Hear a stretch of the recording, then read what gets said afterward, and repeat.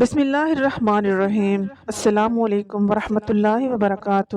معزز ناظرین، عرب کا دستور تھا کہ جب ان کے ہاں کوئی بچہ پیدا ہوتا تو وہ دیہات سے آنے والی دائیوں کے حوالے کر دیتے تھے تاکہ دیہات میں بچے کی نشو و نما بہتر ہو اور وہ خالص عربی زبان سیکھ سکے۔ دائیوں کا قافلہ مکے میں داخل ہوا۔ انہوں نے ان گھروں کی تلاشی شروع کی جن میں بچے پیدا ہوئے۔ اس طرح بہت سی دائیاں جناب عبد المطلب کے گھر بھی آئیں۔ نبی کریم صلی اللہ علیہ وآلہ وسلم کو دیکھا، لیکن جب انہیں معلوم ہوا کہ یہ بچہ تو یتیم پیدا ہوا ہے تو اس خیال سے چھوڑ کر آگے بڑھ گئیں کہ یتیم بچے کے گھر آنے سے انہیں کیا ملے گا۔ یہ سعادت تو حضرت حلیمہ رضی اللہ تعالی عنہا کے حصے میں آنا تھی۔ جب حضرت حلیمہ رضی اللہ تعالی عنہا مکے پہنچی تو انہیں معلوم ہوا سب عورتوں کو کوئی نہ کوئی بچہ مل گیا ہے اور اب صرف وہ بغیر بچے کے رہ گئی ہیں، اور اب کوئی بچہ باقی نہیں بچا۔ ہاں، ایک یتیم بچہ ضرور باقی ہے جس سے دوسری عورتیں چھوڑ گئی ہیں۔ حلیمہ سعدیہ رضی اللہ تعالی عنہا نے اپنے شوہر عبداللہ ابن حارث سے کہا، خدا کی قسم مجھے یہ بات ناگوار گزر رہی ہے کہ میں بچے کے بغیر جاؤں، دوسری سب عورتیں بچے لے کر جائیں، یہ مجھے طعنے دیں گی، اس لیے کیوں نہ ہم اس یتیم بچے کو لے لیں۔ عبداللہ بن حارث بولے، کوئی حرج نہیں، ہو سکتا ہے اللہ اس بچے کے ذریعے ہمیں خیر و برکت عطا فرما دے۔ چنانچہ حضرت حلیمہ سعدیہ رضی اللہ تعالی عنہا عبد المطلب کے گھر گئیں۔ جناب عبد المطلب اور حضرت آمنہ رضی اللہ تعالی عنہا نے انہیں خوش آمدید کہا۔ پھر حضرت آمنہ رضی اللہ تعالی عنہا انہیں بچے کے پاس لے آئیں۔ آپ صلی اللہ علیہ وآلہ وسلم اس وقت ایک اونی چادر میں لپٹے ہوئے تھے۔ وہ چادر سفید رنگ کی تھی۔ آپ صلی اللہ علیہ وآلہ وسلم کے نیچے ایک سبز رنگ کا ریشمی کپڑا تھا۔ آپ صلی اللہ علیہ وآلہ وسلم سیدھے لیٹے ہوئے تھے۔ آپ صلی اللہ علیہ وآلہ وسلم کی سانس کی آواز کے ساتھ مشک کی خوشبو نکل رہی تھی۔ حضرت حلیمہ سعدیہ رضی اللہ تعالی عنہا آپ صلی اللہ علیہ وآلہ وسلم کے حسن و جمال کو دیکھ کر حیرت زدہ رہ گئیں۔ آپ صلی اللہ علیہ وآلہ وسلم اس وقت سوئے ہوئے تھے۔ انہوں نے جگانا مناسب نہ سمجھا، لیکن جو ہی انہوں نے پیار سے اپنا ہاتھ آپ صلی اللہ علیہ وآلہ وسلم کے سینے پر رکھا، آپ صلی اللہ علیہ وآلہ وسلم مسکرا دیے اور آنکھیں کھول کر ان کی طرف دیکھنے لگے۔ حضرت حلیمہ سعدیہ رضی اللہ تعالیٰ عنہ فرماتی ہیں، میں نے دیکھا آپ صلی اللہ علیہ وآلہ وسلم کی آنکھوں سے ایک نور نکلا جو آسمان تک پہنچ گیا۔ میں نے آپ صلی اللہ علیہ وآلہ وسلم کو گود میں اٹھا کر آپ صلی اللہ علیہ وآلہ وسلم کی دونوں آنکھوں کے درمیان جگہ پر پیار کیا۔ پھر میں نے آپ صلی اللہ علیہ وآلہ وسلم کی والدہ اور دادا عبد المطلب سے اجازت چاہی، بچے کو لے کر قافلے میں آئی۔ میں نے آپ صلی اللہ علیہ وآلہ وسلم کو دودھ پلانے کے لیے گود میں لٹایا تو آپ صلی اللہ علیہ وآلہ وسلم دائیں طرف سے دودھ پینے لگے۔ پہلے میں نے بائیں طرف سے دودھ پلانا چاہا، لیکن آپ صلی اللہ علیہ وآلہ وسلم نے اس طرف سے دودھ نہ پیا۔ دائیں طرف سے آپ صلی اللہ علیہ وآلہ وسلم فوراً دودھ پینے لگے۔ بعد میں بھی آپ صلی اللہ علیہ وآلہ وسلم کی یہی عادت رہی۔ آپ صلی اللہ علیہ وآلہ وسلم صرف دائیں طرف سے دودھ پیتے رہے، بائیں طرف سے میرا بچہ دودھ پیتا رہا۔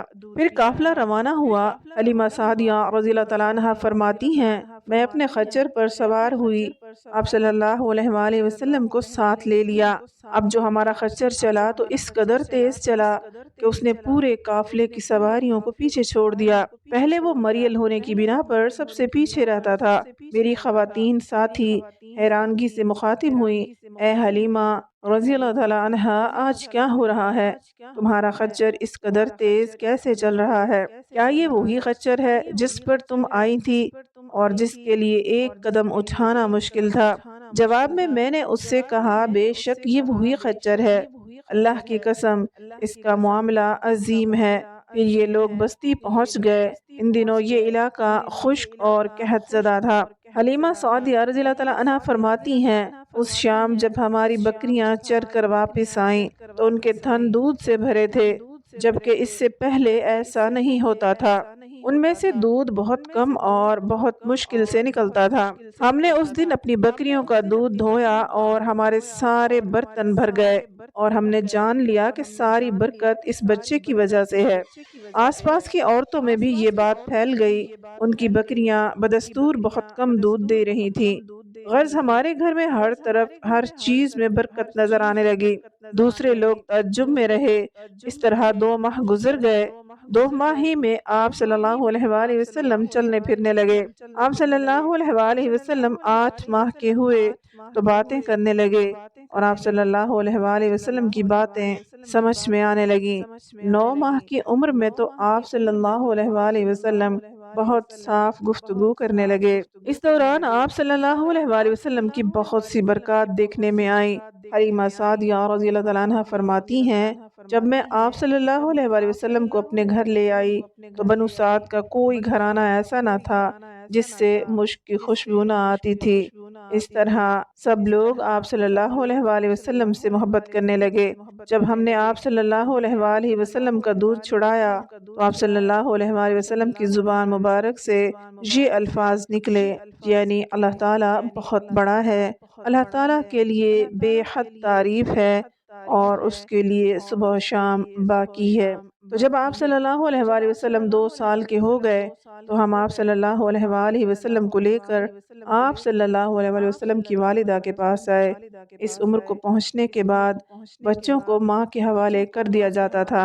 ادھر ہم آپ صلی اللہ علیہ وآلہ وسلم کی برکات دیکھ چکے تھے، اور ہماری آرزو تھی کہ ابھی آپ صلی اللہ علیہ وآلہ وسلم کچھ اور مدت ہمارے پاس رہیں۔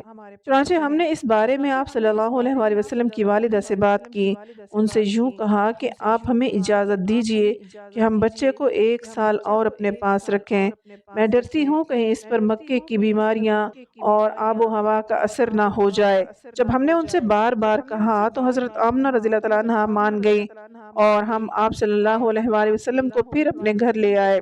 جب آپ صلی اللہ علیہ وآلہ وسلم کچھ بڑے ہو گئے تو باہر نکل کر بچوں کو دیکھتے تھے۔ وہ آپ صلی اللہ علیہ وآلہ وسلم کو کھیلتے نظر آتے۔ آپ صلی اللہ علیہ وآلہ وسلم ان کے نزدیک نہ جاتے۔ ایک روز آپ صلی اللہ علیہ وآلہ وسلم نے مجھ سے پوچھا، امی جان کیا بات ہے، دن میں میرے بہن بھائی نظر نہیں آتے؟ آپ صلی اللہ علیہ وآلہ وسلم اپنے دودھ شریک بھائی عبداللہ اور بہن انیسہ اور شیمہ کے بارے میں پوچھ رہے تھے۔ حلیمہ سعدیہ رضی اللہ تعالیٰ عنہ فرماتی ہیں، میں نے آپ صلی اللہ علیہ وآلہ وسلم کو بتایا۔ وہ صبح سویرے بکریاں چرانے جاتے ہیں، شام کے بعد گھر آتے ہیں۔ یہ جان کر آپ صلی اللہ علیہ وآلہ وسلم نے فرمایا، اب مجھے بھی ان کے ساتھ بھیج دیا کریں۔ اس کے بعد آپ صلی اللہ علیہ وآلہ وسلم اپنے بھائی بہنوں کے ساتھ جانے لگے۔ آپ صلی اللہ علیہ وآلہ وسلم خوش خوش جاتے اور واپس آتے۔ ایسے میں ایک دن میرے بچے خوف زدہ انداز میں دوڑتے ہوئے آئے اور گھبرا کر بولے، امی جان چلیے ورنہ بھائی محمد ختم ہو جائیں گے۔ یہ سن کر ہمارے تو ہوش اڑ گئے۔ دوڑ کر وہاں پہنچے، ہم نے آپ صلی اللہ علیہ وآلہ وسلم کو دیکھا۔ آپ صلی اللہ علیہ وآلہ وسلم کھڑے ہوئے تھے، رنگ اڑا ہوا تھا، چہرے پر زردی چھائی ہوئی تھی، اور یہ اس لیے نہیں تھا کہ آپ صلی اللہ علیہ وآلہ وسلم کو سینہ چاک کیے جانے سے کوئی تکلیف ہوئی تھی، بلکہ ان فرشتوں کو دیکھ کر آپ صلی اللہ علیہ وآلہ وسلم کی حالت ہوئی تھی۔ حلیمہ سعدیہ رضی اللہ تعالیٰ عنہ فرماتی ہیں، ہم نے آپ صلی اللہ علیہ وآلہ وسلم سے پوچھا کیا ہوا تھا؟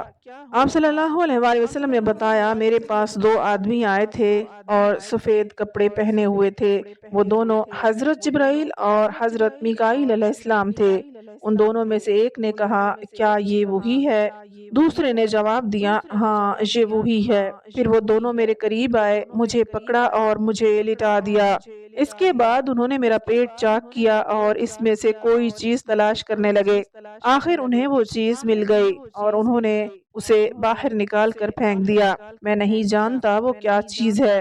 حلیمہ سعدیہ رضی اللہ تعالیٰ عنہ فرماتی ہیں، پھر ہم آپ صلی اللہ علیہ وآلہ وسلم کو گھر لے آئے۔ اس وقت میرے شوہر عبداللہ بن حارث نے مجھ سے کہا، حلیمہ مجھے ڈر ہے کہیں اس بچے کو کوئی نقصان نہ پہنچ جائے، اس لیے اسے اس کے گھر والوں کے پاس پہنچا دو۔ میں نے کہا ٹھیک ہے۔ پھر ہم آپ صلی اللہ علیہ وآلہ وسلم کو لے کر مکہ کی طرف روانہ ہوئے۔ جب میں مکہ کے بالائی علاقے میں پہنچی تو آپ صلی اللہ علیہ وآلہ وسلم اچانک غائب ہو گئے۔ میں حواس باختہ ہو گئی۔ حلیمہ سعدیہ رضی اللہ تعالیٰ عنہ فرماتی ہیں، میں پریشانی کی حالت میں مکہ پہنچی۔ آپ صلی اللہ علیہ وآلہ وسلم کے دادا عبد المطلب کے پاس پہنچتے ہی میں نے کہا، میں آج رات محمد صلی اللہ علیہ وآلہ وسلم کو لے کر آ رہی تھی۔ جب میں بالائی علاقے میں پہنچی تو وہ اچانک گم ہو گئے۔ اب خدا کی قسم میں نہیں جانتی وہ کہاں ہیں۔ عبد المطلب یہ سن کر فوراً کعبہ کے پاس کھڑے ہو گئے۔ انہوں نے آپ صلی اللہ علیہ وآلہ وسلم کے مل جانے کے لیے دعا کی۔ پھر آپ صلی اللہ علیہ وآلہ وسلم کی تلاش میں روانہ ہوئے۔ ان کے ساتھ ورقہ بن نوفل بھی تھے۔ غرض دونوں تلاش کرتے کرتے تہامہ کی وادی میں پہنچے۔ ایک درخت کے نیچے انہیں ایک لڑکا کھڑا نظر آیا۔ اس درخت کی شاخیں بہت گھنی تھیں۔ عبد المطلب نے پوچھا، لڑکے تم کون ہو؟ حضرت محمد صلی اللہ علیہ وآلہ وسلم چونکہ اس وقت قد نکال چکے تھے اس لیے عبد المطلب پہچان نہ سکے۔ آپ صلی اللہ علیہ وآلہ وسلم کا قد تیزی سے بڑھ رہا تھا۔ جواب میں آپ صلی اللہ علیہ وآلہ وسلم نے فرمایا، میں محمد بن عبداللہ بن عبد المطلب ہوں۔ یہ سن کر عبد المطلب بولے، تم پر میری جان قربان، میں تمہارا دادا عبد المطلب ہوں۔ پھر انہوں نے آپ صلی اللہ علیہ وآلہ وسلم کو اٹھا کر سینے سے لگایا اور رونے لگے۔ آپ صلی اللہ علیہ وآلہ وسلم کو گھوڑے پر بٹھایا، اپنے آگے بٹھایا اور مکے کی طرف چلے۔ پھر آ کر انہوں نے بکریاں اور گائیں ذبح کی اور مکہ والوں کی دعوت کی۔ آپ صلی اللہ علیہ وآلہ وسلم کے مل جانے کے بعد حضرت حلیمہ سعدیہ رضی اللہ تعالیٰ عنہا حضرت آمنہ رضی اللہ تعالیٰ عنہا کے پاس آئیں تو انہوں نے پوچھا، حلیمہ اب آپ بچے کو کیوں لے آئیں؟ آپ کی تو خواہش تھی کہ ابھی آپ صلی اللہ علیہ وآلہ وسلم آپ کے پاس رہیں۔ انہوں نے جواب دیا، یہ اب بڑے ہو گئے ہیں اور اللہ کی قسم میں اپنی ذمہ داری پوری کر چکی ہوں۔ میں خوف محسوس کرتی رہتی ہوں کہیں انہیں کوئی حادثہ پیش نہ آ جائے، لہٰذا انہیں آپ کے سپرد کرتی ہوں۔ حضرت رضی اللہ تعالیٰ عنہا نے یہ جواب سنا تو حیران ہوئی اور بولی، مجھے بتاؤ ماجرا کیا ہے؟ تب انہوں نے سارا حال کہہ سنایا۔ حلیمہ سعدیہ رضی اللہ تعالیٰ عنہا نے دراصل کئی عجیب و غریب واقعات دیکھے تھے۔ ان واقعات کی وجہ سے وہ بہت پریشان ہو گئی تھی۔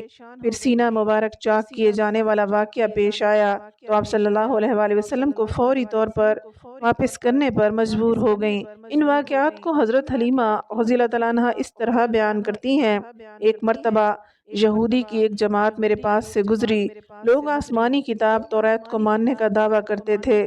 میں نے ان سے کہا کہ آپ صلی اللہ علیہ وآلہ وسلم کے بارے میں آپ لوگ کچھ بتا سکتے ہیں؟ ساتھ میں ہی حضور صلی اللہ علیہ وآلہ وسلم کی پیدائش کے بارے میں انہیں تفصیلات سنائیں۔ یہودی تفصیلات سن کر آپس میں کہنے لگے، اس بچے کو قتل کر دینا چاہیے۔ یہ کہہ کر انہوں نے پوچھا، کیا یہ بچہ یتیم ہے؟ میں نے ان کی بات سن لی تھی کہ وہ قتل کا ارادہ کر رہے ہیں، سو میں نے جلدی سے اپنے شوہر کی طرف اشارہ کرتے ہوئے کہا، نہیں یہ رہے اس کے والد۔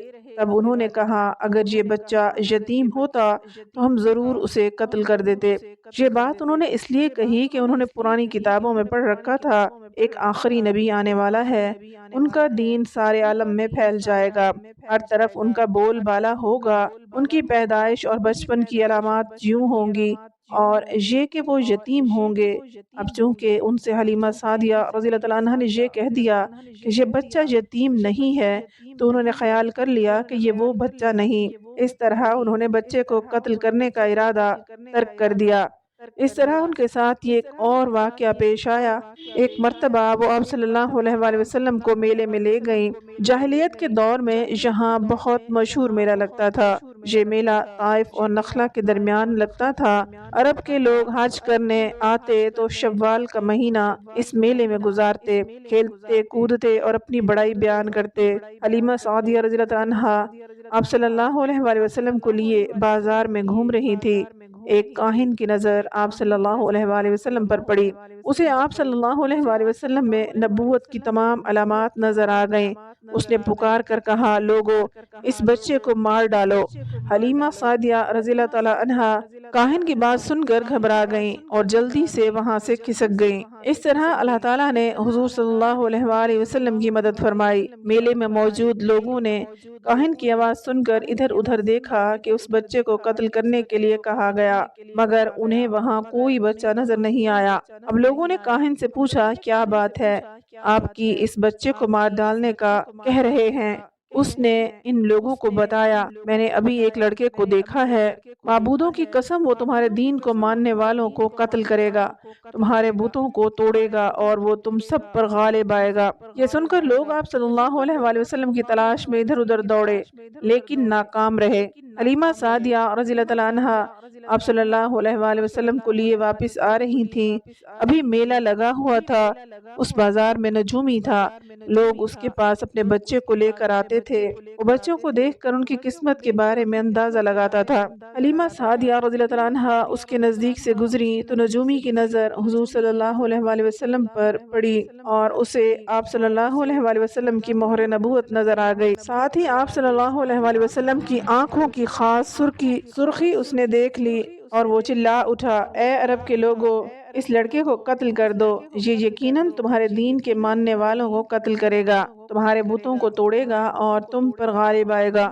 یہ کہتے ہوئے وہ آپ صلی اللہ علیہ وآلہ وسلم کی طرف جھپٹا، لیکن اسی وقت وہ پاگل ہو گیا اور اس پاگل پن میں مر گیا۔ سیرت ابن حشام میں ہے کہ حبشہ کے عیسائیوں کی ایک جماعت حضور صلی اللہ علیہ وآلہ وسلم کے پاس سے گزری۔ اس وقت آپ صلی اللہ علیہ وآلہ وسلم حضرت حلیمہ سعدیہ کے ساتھ تھے اور وہ آپ صلی اللہ علیہ وآلہ وسلم کو آپ کی والدہ کے حوالے کرنے جا رہی تھی۔ ان عیسائیوں نے آپ صلی اللہ علیہ وآلہ وسلم کے کندھوں کے درمیان مہر نبوت کو دیکھا اور آپ صلی اللہ علیہ وآلہ وسلم کی آنکھوں کی سرخی کو بھی دیکھا۔